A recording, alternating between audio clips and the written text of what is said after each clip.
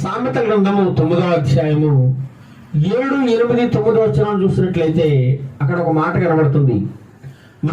7, 8, 9 వచనాలు, 3 వచనాలు కూడా చాలా ప్రాముఖ్యమైనవి. చదవండి.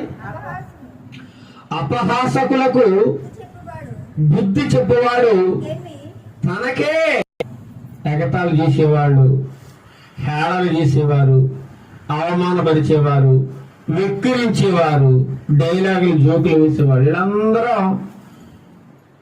ఏ కోవకు చెందినవాళ్ళు?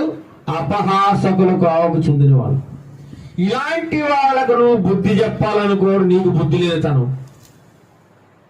ఇలాంటి వారికి ఒకవేళ నువ్వు బుద్ధి చెప్పాలనుకుంటే తిరిగి మళ్ళా ఏం చేస్తారట? ఎవడైతే బుద్ధి చెప్తున్నాడో ఆ బుద్ధి చెప్పిన వాడి మీదే నింద మోపుతారట. ఇది నేనన్న మాట కాదండి, దేవుడు రాయించాడు.